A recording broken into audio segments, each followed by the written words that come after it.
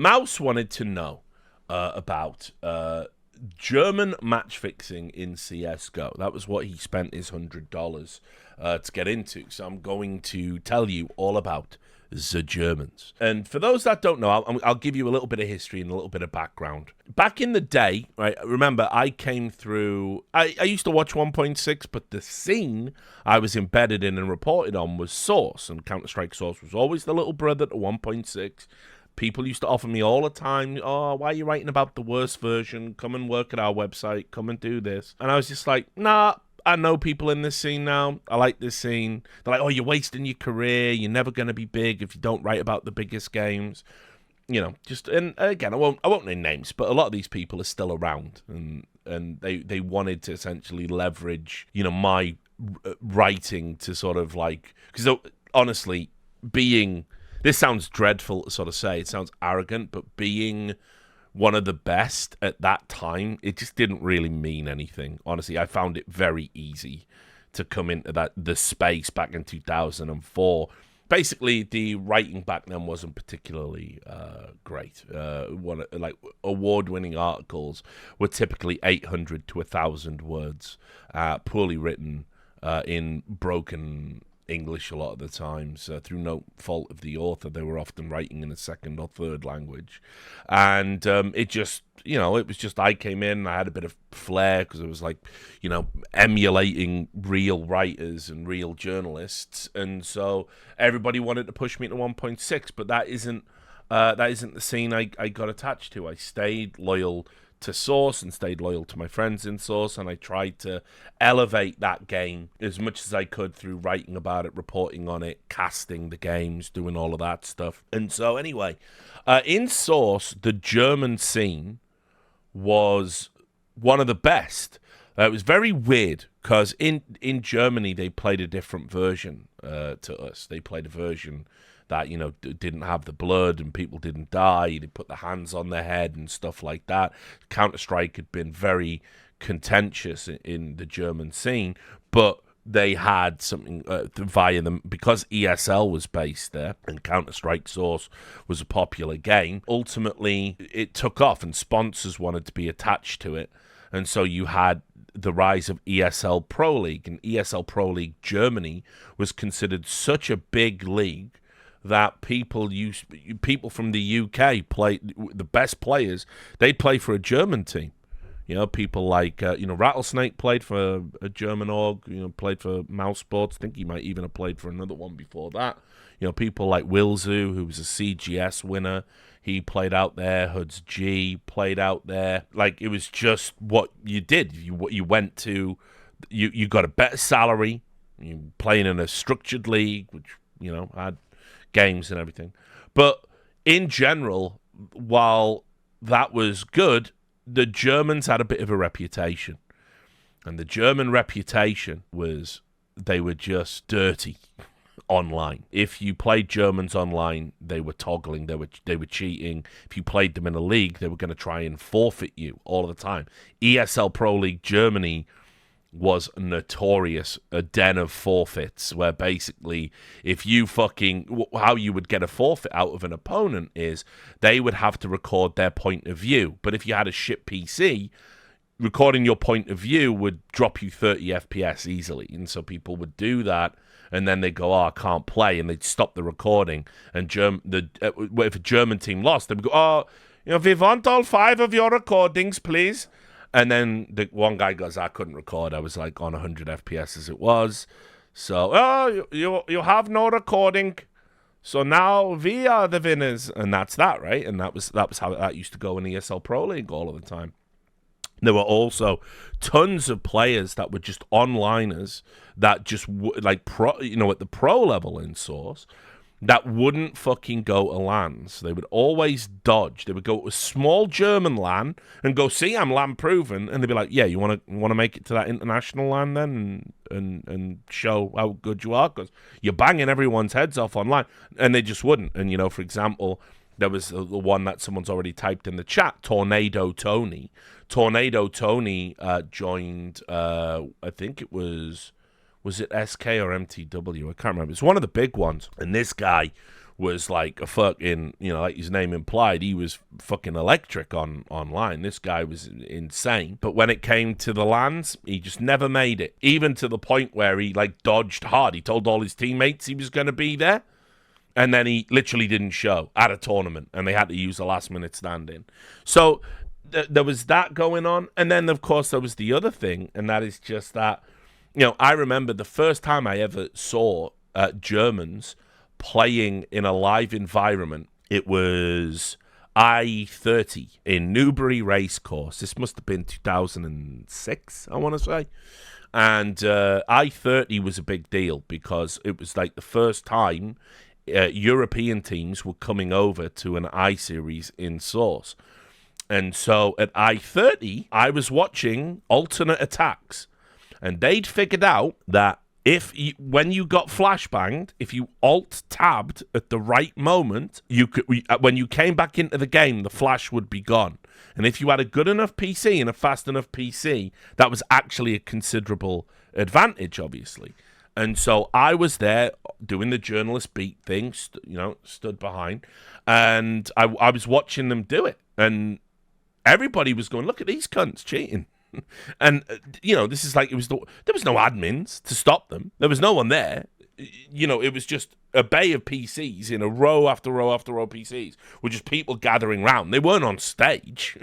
They were playing with their own computers that they'd brought from home and were just blatantly doing this. And they got called out for it, but nothing was done.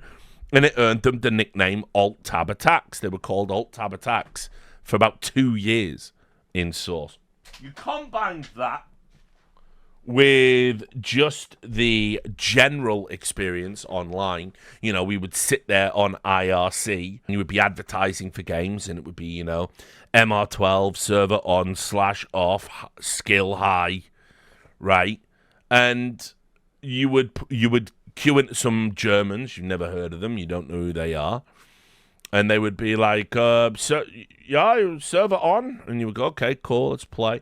You go onto their server and you would just get you would just be getting banged out through walls and doors and all sorts of shit. And you'd be like, oh, fuck off, mate. It's fucking ridiculous. And and so obviously it would get to the stage where it was quite common in IRC, no Germans, no French. That's true. That would be advertised in the little line when you posted it. No Germans, no French. Because the French had a reputation as well, but it wasn't just that. The French all wanted to play fucking Prodigy and shit maps like that. And that's literally how it used to be on IRC. Exactly. It was a terrifying precursor to Brexit. But Germans basically had bad reputations in the online in the online space. And they knew that. And I knew a lot of German players. I was good friends with a bunch of the German players from Source because they were always getting accused of cheating, always getting accused of land dodging, always getting accused of being forfeit hungry. And there was a lot of players that were working really hard at trying to change that reputation. There was a guy called Hoosa, Hoosa, who he went on to develop. What was that game? What was that game that 2K made?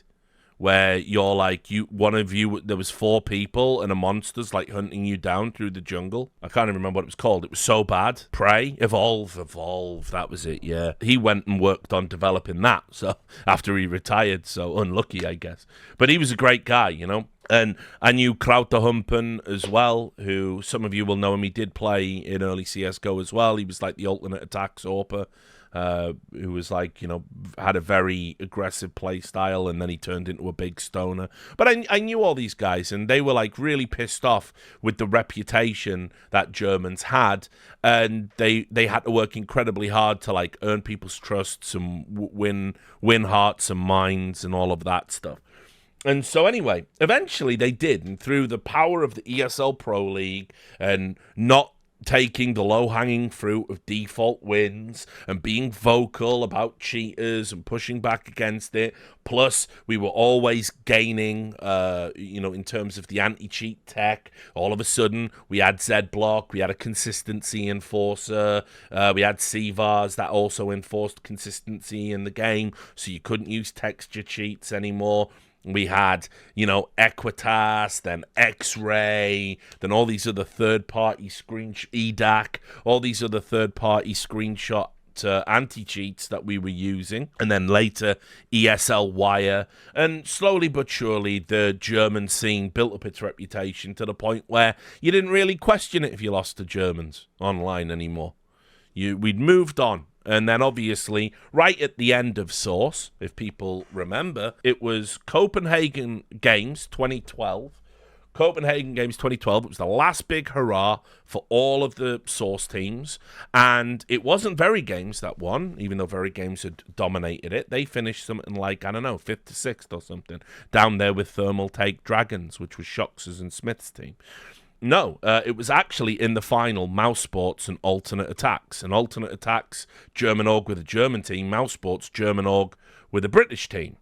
And Alternate Attacks had this miracle run, and they were getting accused of cheating. We brought it back right at the end. But Mouse Sports prevailed. They won the last big Source LAN. Anyway, all of that is just to give you a foundational understanding of why what we're about to talk about is kind of sad. Because ultimately, a lot had been done to kind of clean up the reputation of German competitive Counter-Strike players, and a lot of people had fought that battle. And then we got to the era of CSGO where skins arrived, and it was just an absolute clusterfuck. It was an absolute shit show of match fixing, none more so exemplified by the guys over at Killerfish. And so just to refresh your memory about who Killerfish are, I'm sure Mouse knows, but not all of you are Mouse. Not all of you are he. This was the report on Gosu Gamers back in, when would this be? This must be 2015, I want to say. Anyway, what happened was, due to strange betting patterns on their games, which you could see, by the way, for those who don't know how CSGO Lounge used to work, you would place your bets, and the bets were public. If you knew where you were looking, you could see what bets people were making, and people used to look and go, oh, that's odd. Well, fucking like a max bet on this result. Huh. So anyway, after Lounge admins had seen every time Killerfish played, there were these strange betting patterns. The CSGO Lounge admins actually banned them and said it looks like they're match fixing. And I'll read you the statement that was issued by Robert ML Jakubowski, who I think now he might even have gone on to just be like a football guy. I don't even think he's in esports anymore, but whatever. It said, recently we've been tracking the betting patterns behind all the matches Killerfish are involved in. What we found was very suspicious activity, with over 100 accounts max betting either for or against them, and winning the bet with 100% accuracy. These betting accounts were all on the same IP, and seems very suspicious to us. So much so that we feel uncomfortable hosting any of the Killerfish games going forward. We hope you understand our decision to protect the CSGO scene and the integrity of CSGO Lounge. Now, I just want to start there, right? This is how stupid the scene was back in 2015, 2014, 2015, that era. This is how dumb it was. 100 accounts placing max bets all the same way from the same IP for a relatively small market, unknown team. Now, that to me is, we cancel all bets, and we block that IP, and all the accounts associated with it, and we don't host their games anymore. And this is kind of interesting, because you guys might not know what goes on behind the scenes now as it relates to match fixing in 2024, 10 years down the road. They never announce it, okay? But you know all those dodgy teams, right? You know all the dodgy teams that are match fixing, right? Like, we all know they're doing it in Tier 2, right? Well, a lot of the time, those dodgy teams have already been banned from betting websites. They don't host their games. They don't allow their games. If they can be asked, they might even track the individual players, because what happens a lot of times is they just reform. If you've ever seen a team halfway through, for example, an ESEA season, if you've ever seen a team change their name strangely, it's because they got banned from a betting site under their previous name. And so they weren't able to have the mechanism to match fix on that site. Right? And so, that's what's going on there. But what always frustrates me is, I mean, I got some stories to tell just about this topic. It's like so crazy to me. But you have to be a paid up member to get the report, the flag that, the alert that they've blocked those players. And it's not common knowledge. And it's not shared publicly. You have to know somebody or pay for a service like Sport Radar to get notified of that game. And it's like, if there's strange betting patterns around a match, I'm going to say 9 times out of 10, it's fixed. Because of course. But people don't ban. People don't ban off the back of that. People don't even begin to have the conversation. People don't even talk about it. So this is what I mean. I wrote an article towards the end of my time at DeSoto where I just said, you're never going to stop match. When we're deeply unserious about fixing, fixing this problem, no pun intended, solving the problem of match fixing. We're just deeply unserious about it. We're not gonna. We simply cannot begin to tackle the problem. And I used an example of how I went through a bunch of fucking trash tier 2, tier 3 discords where it's just like layers of lies and irony and people going, oh, would you fix though? Would you, sir? But I was joking, but maybe, but and it's just, how are you ever going to prove anything meaningful? Unfortunately, what we needed to be doing was we needed to be taking like measures like, listen, we trust this betting site has robust protections. If you get banned from it, we're not going to let you enter into our leagues. These are invite tournaments. These are qualifiers. You don't have a right to attend. You're not getting banned by Valve, but we, as a third party, are deciding we don't feel comfortable with you attending our event. What's wrong with that? Why would that ever be an issue? It's our business. It's our service. It's our competition. We can choose who can and can't attend. And we've heard from a reliable partner that your matches all have strange betting patterns on them. So we're just not going to let you play. Now, I've made that argument for, again, as I'll show you, I made that argument for 10 years. And nobody's done it. No one even shares the info. I've actually been talking to people because what I wanted to do this year, because I don't even think I'm going to get nominated for Esports Journalist of the Year this year. I don't think I'm going to do enough work. I've always done like a couple of big stories, but I've had a couple of months where I haven't really done anything except editorialize. And so I might not even get a nomination. I've been nominated every year since the award began, but, maybe not this year. But one of the things I've been talking to people is I want to get those alerts and I want to make them public, right? Because I want to see what happens when I say, look, this team with these players have been banned from this website on this game. I want to see what happens because, as I've said before, when I approached ESL and ESEA about what was happening in ESEA and how I had a source telling me 80%, as many as 80% of games were fixed in their league, and explained how they deliberately distributed players who were fixers across multiple teams. So he would play on this team in week 1, and then he would transfer to that team, and he'd stay there for a bit, then they'd recruit someone, then they'd leave, and they wandered around like match-fixing Ronin, right, and corrupted the whole fucking league.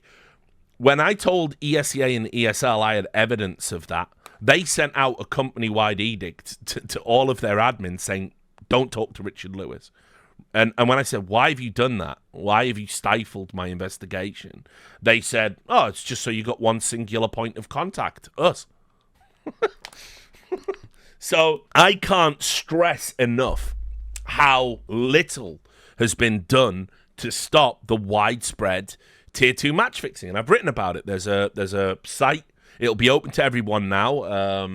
It's called Mountain and Match Fixing. It's on my Substack.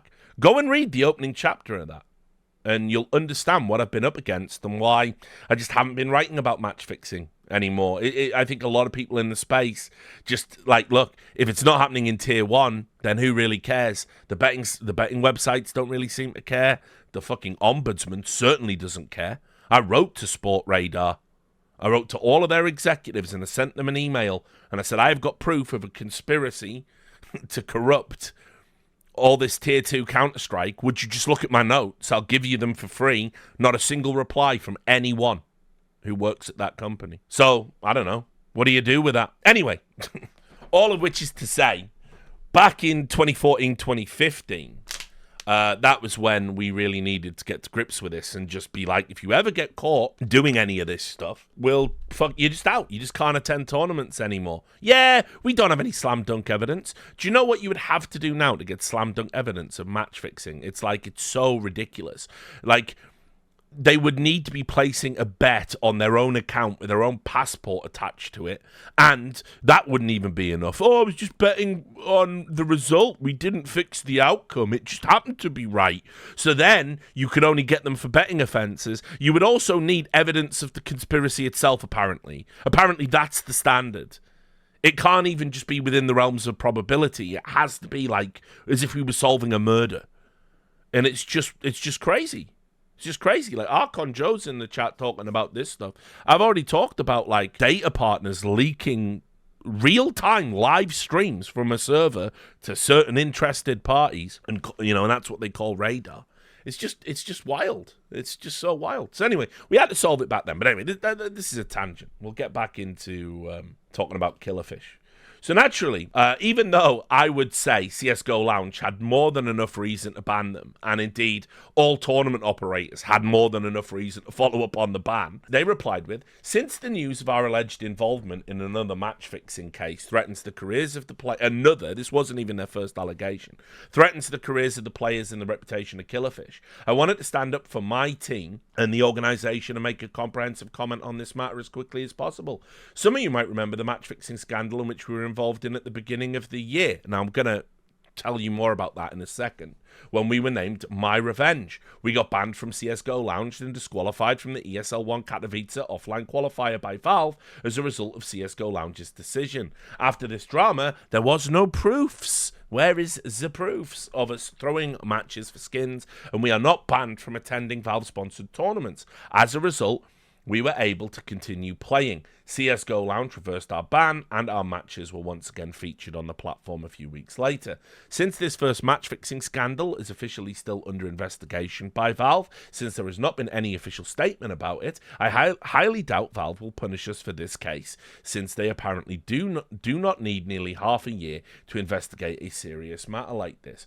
Now, I'm just going to pause here, and I do just want to remind everyone, for the purposes of the video, right, back when my investigation got iBuyPower, and I'm so bored of talking about iBuyPower at this stage in my life. I go back and forth on whether it was the right thing or the wrong thing. I hate the fact that lifetime bans without appeals were essentially implemented, and we lost like Dazed and Steel and Brax and AZK and, you know, fucking all of that, but equally, they were emblematic of a much wider problem that was going on in pro Counter-Strike at that time, which was people were fixing games with impunity. Skins had arrived, everybody wanted them, everybody was fixing games for skins. There were a number of players who were household names, and they know they did it, and I know you did it. And I've even had, like, I've even still got the fucking Steam chat fucking screenshots of you saying you did it, and in some cases, even agreeing to do it. But there's just no point. Back then, I said, we should get Dear Valve, we should get everyone. We could get everyone. If you just trace the skins transactions from these accounts, you'll be able to get everyone who ever fixed the game and ban everyone. But there was no interest in that whatsoever. There was no desire to do that whatsoever. And it's the one thing I've been really critical of Valve for down the years. We could have got every single match fixer then. And trust me, it would have, even more than just iBuyPower, it would have changed the entire landscape and history and timeline we would have been in now. There are certain teams that would not have existed. Let's put it that way. So Valve didn't really do a lot of investigating, if I'm frank. So 6 months, a year, whatever, they were relying on other people essentially to ultimately point them in the right direction first. And if that didn't happen, then they weren't interested. That was my experience anyway. Now, this whole disaster happens again as we are accused of being involved with a nameless bettor who unfortunately places insanely high bets on a high amount of CSGO lounge chat matches of us. Since this single bettor apparently made so many max bets with over 100 accounts from the same IP and had a 100% win rate in our matches, we can understand CSGO Lounge's worries. My team and I kindly asked CSGO Lounge to provide more information about this bettor. For example, the number of our matches he bet on, and preferably his name, so that we can get in contact with him or her. Moreover, we kindly ask everyone who reads this to provide information about this person behind the crazy bets, or maybe the bettor herself can help us out by saying we have no ties with him or her. We would be highly grateful for it. Since we were innocent the first time, I would like to make it clear that we can say with a clear conscience we are innocent this time. I can understand that it is not the easiest thing to believe in, but I can say that this is the truth. My team and I have dedicated half our lives to Counter-Strike, and we put enormous effort into the game since we are a professional team that is contracted. I would just like to mention that it would be stupid and careless after the first scandal to risk our careers and names or even get into legal trouble because we're signed by a professional org. About the recent accusations, we are not the best team in the world, so we can lose against top-tier teams. When we lose, we are not throwing. Besides, some of our recent matches had cash prizes involved. The latest match that we lost and that we are accused of losing on purpose was really close, like 14-16 or lost in overtime. Furthermore, we were also winning matches against good teams in which this crazy bettor was betting on us. This time, my team was accused of cheating during the match against Nerd Rage. Either we are throwing or we are cheating. It is a bit crazy, is it not? I mean, of course, this statement, it eradicates like so much of like common sense. Like, well, we're only cheating or throw. No, you could totally do both. You could totally do both. When it behooves you to win, when you're the underdog, you can cheat. When it behooves you to lose, you can throw. It's super easy. you can just do both, right? Like, there's no rules to stopping you. I would also kindly ask CSGO Lounge and even Valve to investigate our case right down to the smallest detail. Check our inventory history, the IP of every player, our betting activities, there are none, and the alleged arrangement with the bettor. No one on the team or in Killerfish even knows the name of the bettor, let alone has been in contact with that person. Since this is an incredibly frustrating situation in which we find ourselves again while being completely innocent, we want our case to be fully investigated by CSGO Lounge and Valve. We are suffering from the injustice and bad luck of being the target of a bettor with incredible results. My team and I are available to prove our innocence. And then they give their email, blah, blah, blah, blah. Now, one of the things, and we'll take a look at the previous case. One of the things that used to happen back in the lounge days, for those that don't know, is they used to have, you would have these whale bettors, right? And they would have over 100 Steam accounts that were all just essentially proxies, so they could max bet on CSGO Lounge. And there was a legendary one, a one that I always hoped I would get to the bottom of in my reporting. There was someone that was like a ghost, whispered about in hushed terms. But everyone in the match-fixing scene knew who this person was, and this person used to have a ton of players on their Steam account and probably on their main, and probably still does. I don't know when they got out of the match-fixing space, but they certainly were involved in it, and it was an account called Stormberg. Stormberg was the bettor. Now, in all the match fixing I covered, particularly as it pertains to skins, the name Stormberg was just never far away from it whatsoever.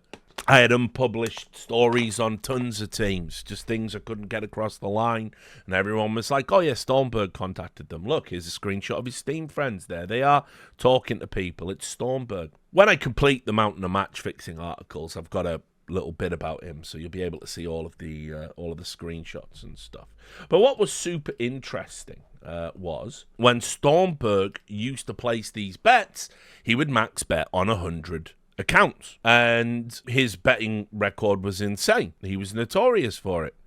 Stormberg was someone who, once he'd made some money from all the match fixing information he was collating to get his bets correct. I got these chat logs where Stormberg was planning to run a league himself, where he would invite match fixing teams into, and every match in it would be fixed. And that was crazy to think of in 2014, 2015, but a reality now in 2024. And you know which tournaments I'm talking about there and which ones have been. That was how he wanted to use the money. In fact, the NA betting circle that was central to the iBuyPower bans and other match fixing in NA, in a circle that I write about on my Substack, they were watching what Stormberg was doing and emulating him, and they wanted to do the same thing. They wanted to run an entirely fixed league in 2015. So, let me show you that MyRevenge betting scandal, just to refresh your memory. Because these things just kept happening by pure accident to these players. It was really sad. It was so sad that these things just kept happening. Here we go. MyRevenge in betting scandal. Last night, a show match between MyRevenge German team and the Hungarian side Volgaire took place, with bets being made available on CSGO Lounge. Despite MyRevenge being highly favoured for this encounter, with odds favouring them 79 to 21, Volgaire came out on top rather easily as they beat their opponents 2-0. Soon after the match, suspicions were raised that MyRevenge had lost the match on purpose, and evidence collected by CSGO Lounge appears to point in the same direction. We've done some investigating and have found very hard evidence of MyRevenge throwing. A statement from CSGO Lounge on Reddit reads, not only apparent in-game throws by tomfoolery, we have found significant evidence that they threw. For 2 out of 5 members, 90% of their friends placed bets against them. Those friends had alternative accounts which they also used to bet against them. Another piece of evidence was some of these alternative accounts and max bets as their only bet, which was against their friend and the majority favourite. Finally, one of MyRevenge team members placed a max bet against themselves. We have found it just to return skins to all users. Sorry to all legitimate Volgaire bettors, but this was a necessity. Sorry for the inconvenience. MyRevenge issued a statement on this matter and said, we are very sorry about the mess that happened today. Even our management has no clear information about what happened. We just want to apologize for the disappointing match you saw. We will sit down with the team in the next few days and find out exactly what happened and make a statement with them. And of course, we will keep you up to date. Now, the other part of this story is, of course, it's super interesting that Volgaire were another team that I had a ton of stuff on that I was investigating. And you can find it on this HLTV blog from 2015, exposing ex-Volgaire, their connection to Stormberg and match fixing. And what they were able to show, as I'll scroll down, it talks about the matches with Volgaire and all that other stuff, is that their items were exchanged from accounts that belonged to Stormberg. And they even say, hey, if you want to help, report them to Valve, and Valve can investigate all the skins transactions, right? So I've still got, on one of my old laptops, I found it the other day, it was an interview with some Hungarian CSGO admin guy who had given me some evidence, and there was some screenshots and stuff, and I was just laughing, going yeah, okay. But, ultimately, again, if you can't get these things over the line, what can you do? So, just to point out that obviously Volgaire could have been involved as well. I mean, who fucking knows? And also, just for a little bit of additional information about the Killerfish guys, they were playing in a 2v2 ladder on ESL, and this was a chat log from that caught by ESL Wire. You can see here, blah blah blah, this is the server IP, go play. And then they asked the players from Killerfish here, Tarsin, saying, will you go and confirm the results? And they said, we'll pay you €100 if you delete the match. And he was going, you serious? And he went, yeah, by PayPal. And he goes, what? And then he says €200. And he goes, no, sorry. What about 300, 400? And they say, why would you pay us? And he goes, I'm rich. It's no problem. 500? You can always charge back on PayPal. And he said, you can't if you send it as a gift. And he's going, yes, you can. The chat continues. Why would you want to pay us to delete the game? How bad is it to get XX1 stats? You'll understand the relevance of this in a second. And Tony goes, it's our life, bro. But you play good and we play bad. GG. We're not dust experts. I will have depression now. Now I can't sleep. It hurts very much. And Yar says, there's more to life than 2-on-2 ladder. And Tony goes, you want skins? I'll give you a dragon lore. Is there any chance you will delete the match if we give you something? And he says, I think it's against the ESL rules. Sorry. And so you go, well, why would any of that matter? Like, why is he so adamant to get this guy to delete a result from a 2v2 ladder? Okay. They were, I think, let me just get it right. They were 38-0. They were like undefeated on 2v2 ladder. They were 38-0-0. And so when you enter a result, how it used to work on ESL back in the day is both teams had to agree to an outcome. If you didn't, then the result didn't go through. And so it was possible that games you played, you could just agree the server was shit or whatever. We can just invalidate them. We don't have to make them an official matter of the record. You know, we could do a rematch sometime. Now, what was theorized was that people were placing bets on them to win in a 2v2 ladder, and because they had this insane record, it was like it would skew the odds, and so people wanted to preserve that record. So when people did place the bet, when they eventually chose to lose, they could max bet on the defeat because they would look undefeated, you see. And so it was worth preserving their incredible record for the day they wanted to actually throw at some underdogs. Now, that's what people said. And this made it to the front page of Reddit, and people were talking about it. So the only reason I'm including that there is because I think it's a little bit sus, isn't it? It's a little bit suspicious that you're the type of people to be offering up dragon laws to delete meaningless 2v2 games. But this is how out of control betting was. You could bet on any old shit back then. So, Killerfish eventually had the ban lifted. You can see it was the end of August in 2015. CSGO Lounge announced that it's lifted the embargo on Killerfish with immediate effect. The German team had been banned by Lounge since June 1st, following suspicious betting patterns in a series of matches played by them. No evidence linking any of the players with match-fixing was ever released, but contacted by HLTV.org, the spokesperson for CSGO Lounge stated the company did not feel comfortable putting the team's matches up on its website. This ended up damaging Killerfish's team to a great extent, not just because of the public backlash that the ban generated, but because tournament organizers refused to invite them because their matches would not be featured on Lounge. Now, this is something, again, that new schoolers won't know about, but CSGO Lounge held this insanely disproportionate amount of power in the scene. Because if your match wasn't on CSGO Lounge and people weren't going to bet on it, then people weren't going to watch your games. And so games on Lounge had higher viewership, more incentives to be streamed than games that weren't on CSGO Lounge. So if your team got banned from CSGO Lounge and people weren't going to place bets, it would therefore tank viewership and you wouldn't get invites to smaller tournaments. And what you have to remember as well is, just to give you an idea of how disproportionately powerful CSGO Lounge was, I'll give you this report from esports, where they literally strong-armed DreamHack they demanded free advertising to put their games. So DreamHack, a major tournament operator in 2014, CSGO Lounge essentially said, no, you're going to advertise CSGO Lounge at your event for free, or we just won't host your games. They were able to say to tournament operators, give us free advertising, give us partnerships, advertise our website, or we just will not put the matches to bet on, because that is how much it disproportionately affected viewership. If you weren't on CSGO Lounge, you might as well not be happening. That was how out of control the betting was.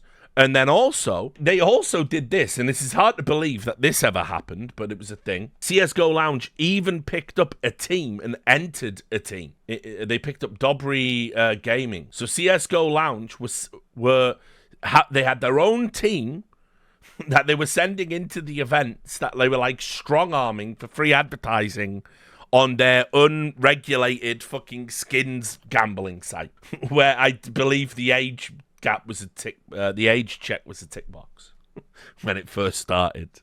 So just crazy shit that was going on back there, right? Anyway, back to Killerfish. Obviously, they get unbanned, and they promptly changed their roster. They made a change. This was, again, a day before they got unbanned. They just coincidentally changed their roster around. And it says here, we had to find a suitable replacement, blah, blah. We're keeping Tony. We've had things that didn't work out well. We've already started practicing. We're going to be good. You'll see us make our debut against, funnily enough, Planetkey Dynamics. And so that all just went away. They basically, we had these players that were involved in bribing people to delete results on ESL, accused of match fixing credibly twice by the bookie that would have access to all of the data. They were playing in games where we almost certainly fixed to the point where they returned all bets. There's this weird nebulous tie to the infamous Stormberg, either via Vulgaire or just directly with the 100 accounts that was placing bets. And so everybody knew, like, this was a joke. Like, I mean, like, you know, nobody had any faith in the Killerfish name. And as it happened, they went on to eventually disband, I think, in, like, 2016. But I want to show you the rest of what was going on in that German scene at the time. So understand, in the news there, you can see Robson with a 3 was one of the players that went out, right, from Killerfish, and he went over to Planetkey, right? And then guess what happens to Planetkey? Well, yeah, they got banned from a tournament. This is in 2016. Planetkey got banned from Rising Stars due to betting violations. What a surprise. Robson is on a team caught up in another betting scandal. Although other insalubrious accusations were ultimately unproven, a joint investigation by efrag.net, remember efrag admins, and CSGO Lounge ultimately found that 2 players involved in Planetkey, Sicken and Zol, placed extremely high bets on Planetkey to win the game. Sicken himself did not play in the grand final, though he played in the semi-final. As betting on oneself violates the Rising Star rule set, the team has been officially disqualified. This isn't the full story, by the way. We'll get to that in a second. Sicken and Zol got permanently banned, and a statement from CSGO Lounge Administrator Courtney Honey Timpson said, after doing research on the Planetkey versus Revival game, we came across some interesting betting from the players themselves. Although this is strongly frowned upon in general, it's not illegal. So according to our rules, we will draft this game and give the players the benefit of the doubt because there's no solid evidence of throwing or cheating, just strange betting patterns, innocent until proven guilty. They ended up getting temporarily banned, I believe, as well, while Valve investigated, and then there was no further action. But if you looked at all of the allegations that were being made at that time, they did get accused of cheating. And there was like very dodgy clips and all of this that came out at the time, which I'm going to cover. I'm going to have to show you the bad website in a moment. So unfortunately for the purposes of the video. But anyway, this was back in 2015, and you'll see they did temporarily suspend Robson, Tarsin, Zol, Ammo, and Tony. But those bans didn't stick for whatever reason. So these guys were just always around this shit all of the time. And this prompted me, the Planetkey stuff was the last straw. And so this is what I wrote over on the bad website. Why are known problem players still allowed to participate in Counter-Strike competitions?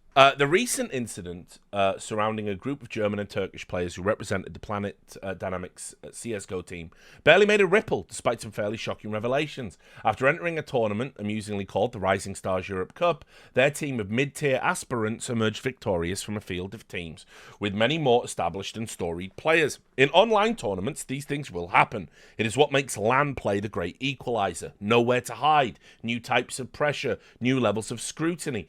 Yet, there was something wrong with the last 2 games they played against Team Alternate Attacks and Danish Team Revival, respectively. The footage showed moments of uncanny reading of the game, a paranormal level of prediction and decision-making. Crosshairs seemed to unerringly stick to their targets, achieving a level of consistency worthy of the best aimers in the game. Against Alternate, they came back from a 16-14 first map loss to win 2 crushing victories on the subsequent maps. In the final, Revival were just never in it. As the community watched Planetkey romp to an easy 2-map triumph, they also expressed their disbelief in the legitimacy of the players. In particular, Amar Amo Kakmak, Bastian A. Konshend, and Kore Zol Yaman. In a move that is usually considered taboo from players, Team Alternate came out and expressly said they believed their opponents had cheated and that they would decline to compete in any competitions that invited them in future. In a long Facebook post, team spokesperson KZY elaborated further, saying, "For us, it's easy to tell the difference between good players with good reads and players that use certain tools to push it. Heck is certainly no stranger to cheaters, having played with the likes of Sebastian Zen Hock, who was caught using a wall hack by the Faceit League's anti-cheat software. Other professional players have also called out this group of players before. Their reputations are already tarnished among their peers, irredeemably so, and if anything, this has made them less interested in playing fair." The administrators of the tournament spent 24 hours reviewing the footage looking for a smoking gun, always a fool's errand. In isolation, every incident can be explained as luck, and even the common sense application of the law of averages isn't enough in the eyes of the community. Unless a piece of software detects a cheat, there will always be doubt. Even then, there will be shrieks about false positives. In the end, they had to reluctantly accept that the Planetkey players could only be proved to be nothing more than highly suspicious. Fortunately, that boldness proved to be the players' downfall. Sicken and Zol had placed maximum bets on themselves to win the final, something against tournament rules and something that is considered a breach of ethics in the sport, as it should be. Valve, usually tight-lipped on such matters, even specifically recommended that players never bet on any games, stating, "We will always assume you have access to private CSGO-related inside information that may give you an unfair advantage while placing a bet on any CSGO game or match." For me, the circumstances surrounding this alone should be enough to warrant a ban for these players, even a temporary one. If Valve were to plant a flag on this matter, it'd give license for the other tournament organisers to feel comfortable following suit. Many are reluctant to get into the potential legal minefield of mirroring bans of other leagues, some countries potentially offering recourse for even the guilty, if you can believe it. However, there's a reason I'm highlighting these players specifically. This is far from the first time they've been involved in dubious cases. The team captain, Robson, and Kakmak have been involved in other instances of match fixing when they played in MyRevenge. In a match against the Hungarian team Vulgaire, they lost despite being heavy favourites. An investigation by CSGO Lounge, and in particular their steward, found inarguable evidence of the game being thrown for profit. These included friends of the players making sizable bets on multiple accounts for them to lose, with some of the accounts being the only bet they had ever made. Yet the collective reaction from the community barely amounted to a shrug. Who are these players and why should we care? Well, the players came back and were promptly involved in more match-fixing allegations, this time under the banner of Killerfish. Betting patterns around the team were generously described as suspicious, but featured 100 accounts placing maximum size bets on wins and losses alike, all with 100% accuracy. All the accounts placed their bets from the same IP address. Again, the community reaction was underwhelming, and the players protested their innocence, claiming it was just an unfortunate coincidence someone with access to that many accounts would bet accurately at all times on their games, and they absolutely had never communicated with that individual. The benefit of the doubt was dispensed. This is about the iBuyPower stuff, so whatever. And this is about Penta Sports and UX Gaming and blah, blah, blah. After this most recent development, Planetkey naturally released these players. The cycle completed once more. The sad reality is there will always be another org to give them a home. With everyone desperate to use CSGO to advertise whatever they want to hawk to the ever-growing fan base, why would anyone want to do their due diligence? Instead, you can have a guaranteed online tournament win and a bunch of Reddit threads that end with a firm pat on the back when you kick the players you should never have employed in the first place. It's win-win. Now we get back to balance of probability. Am I saying all of these people are guilty? From a legal standpoint, no. But there's an awful lot of coincidences that surround them, their play, and their careers. They stick together, maybe because they have to, maybe because they are a confederacy of like-minded people. If they have never engaged in anything untoward, they are among the most unlucky people I have ever come across in any field. So unlucky that the poor redneck dunderhead from Making a Murderer would look at them and say, I thought I had it bad. I know from my day-to-day work that there is still a corrupt underbelly in the lower echelons of Counter-Strike. The desperate and impoverished are still fixing matches. People are still cheating for a chance at fame and fortune. We can't be expected to catch them all, although I suspect at this stage no one really wants to. What we can do is start making some solid decisions. Tournament organizers out there, I'll ask, are these the type of players you want in your online, often anti-cheat free competitions? Do you want the headache of the investigations and the appeals and the statements? There's good news. You don't have to. You're calling the shots, and no one, bar a few, is going to be up in arms about you making a decision to secure the integrity of your competitions by excluding players who have continually flirted with breaking the rules and been linked to everything rotten in our game. There's enough for me to feel comfortable about it, and there should be for you too. Now, I think that's fair, right? I think that's reasonable. I think that's a well-articulated argument. But of course I'm biased. So the good news is, obviously, the community will have had my back, right? The community will have agreed with me. Because at the end of the day, it's Richard Lewis. Richard Lewis is always trying to look after CS. And if you want to know, it was, funnily enough, it was off the back of this article where I really started to get blackpilled about the community and where I really started to think, maybe I'm giving too much of my life over to people that don't really appreciate what I'm trying to do. I'll let you in on a little secret. I wrote that article not long after the Loderberg incident, which you may remember from the start of the stream.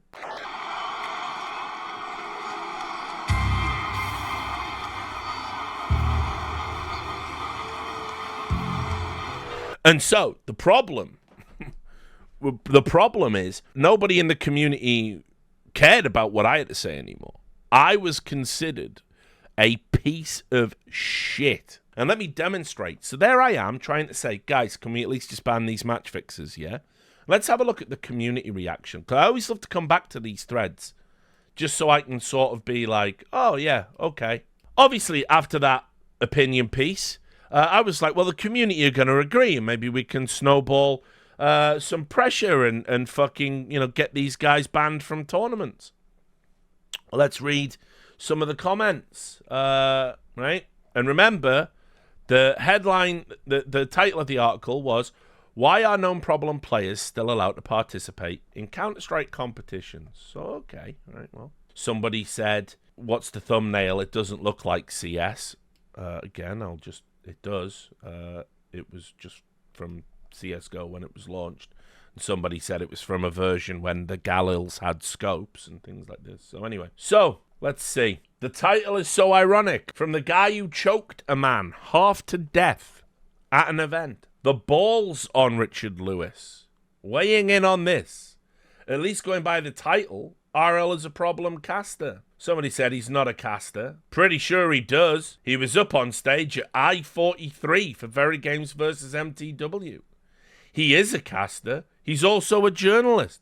Welcome to esports. I wrote in the article that I support Blackstone's formulation, neatly summarized by Benjamin Franklin, as it is better 100 guilty persons should escape than that one innocent person should suffer. And then this person said, he clearly does support this then. Also, pretty sure he's guilty of choking a guy. So why is he allowed to be relevant here? The same reason known personalities are allowed to participate on the analysis desk, I guess. Why are known problem casters still allowed to participate in casting? Strangle them, in my opinion. This guy still posts about me to this day on the subreddit, by the way. Definitely not unhinged. Been doing it for a minimum of 8 years. Kinda ironic, coming from someone strangling others. He was confronted. Of course he stood his ground. Why was he banned from DreamHack? I never was banned from DreamHack. Again, as it was then, as it is now. Coming from a known problem analyst who chokes out players at LANs. Why are known problem analysts still allowed to comment about Counter-Strike competitions and that they allow known problem players to participate? This is funny coming from the guy who literally choked someone out. Why is Richard Lewis, a known complete dickbag, allowed near esports? Regardless if he has a point here or not. Just calling you out because you're a fucking moron. Why are known problem journalists still allowed to be linked on subreddits? I don't think you need to go to a guy who strangles people he doesn't like and works for a regressive tabloid rag to get this information. Why are violent casters still allowed to cast tournaments? Same reason known problem casters are still allowed to cast. Why are known problem people still allowed to host journalist analysis desks? Oh wait, they're not. Why are known problem hosts still allowed to participate in Counter-Strike competitions? Why are known problem hosts still allowed to host events? Why are known problem analysts still allowed to participate in Counter-Strike competitions? Seems a bit hypocritical. Why are known bullies who have physically attacked others at events, thrown abusive and hateful insults and speech around publicly on the internet, allowed to participate in Counter-Strike competitions? See what I did there, Richard? So you can see that what ended up happening was, because I said, we should probably ban these players from future events, because they're going to be involved in all this negative stuff. They've been involved in all this negative stuff, and it's the only way to really prevent them from being involved in negative stuff in future. What ended up happening was overwhelming sympathy from the community because I was the one saying it. I mean, I can maybe overlook HLTV going, oh, but it hurt Killerfish's career to not be on Lounge. I don't give a fuck. One time, maybe. 2 times, 3 times? How many coincidences are you... How many times are you allowed to be stood over a body holding a fucking knife and going, I'd swear I didn't do it? How many times before people go, yeah, I don't believe you anymore? But instead, what ended up happening was that article went up. I got viciously attacked. People ignored my message because, oh, you totally choked out Loderberg. And those guys ended up just having careers and doing whatever the fuck it was that they did. And so, anyway, yeah, the community kicked the shit out of me, said I was the bad guy in the fucking story, and that how dare I write an article saying these players should be removed. And then, funnily enough, you fast forward to like a year later, and there was a article, I think it was 99, I think it was like a 99 damage league. All of these names like eventually came up again on like other ban lists, and just to show you on Wikipedia, if you go down into the, these are other previously banned players. So these are bans from like leagues and other platforms. They're not official Valve bans or anything like this. But you will see, oh, look, cheating. There it was, right? You've got that there. There was also, malicious activity in ESEA, malicious activity there. And then you had like this here. This was a crazy one. This should never happen. This has actually been deleted off the internet. But like Tarsin, they got banned for forfeiting a game by Starladder, which is like fucking mental. They just refused. There was a game that they had to play out in the tournament, but they couldn't qualify anymore. So they like said, oh, we're not going to play it because it's irrelevant to us. And that was against Starladder rules. So they actually got fucking banned for fucking forfeiting a game, which is like insane. And that should never happen. If your tournament creates meaningless games where they're not worth playing, that's a you thing. But anyway, you can see here, Aiken, Zol, Ammo, teammates of banned player, and indeed, it actually did go that way. Let me, if I go back, I can translate in this browser. And yeah, you can see they ended up getting disqualified from this league as well. The team, the Burns, D Burns, who have achieved a direct promotion from the 3rd season, are excluded from playing with immediate effect. The reason for this is the attempt to defraud and use of a player who is not authorized to play and who acted for a player registered in the active lineup. The exact evidence and actions can be found in this statement, and it just goes on to basically point out that like they were using dodgy players that weren't supposed to be in the team and blah blah. So I mean, these guys, they just fucking kept, they just kept coming up like bad pennies. They were always involved in shit You know, all of that scene was just kind of like so fucking rotten. Allegations of cheating in ESEA, allegations of malicious activity, allegations of cheating in Face It, allegations of match fixing. There was like this group of like, I want to say about 12 players, and their names were just fucking always being talked about. And that is Mouse's $100 request. I hope that was worth the money and an interesting trip down memory lane for you.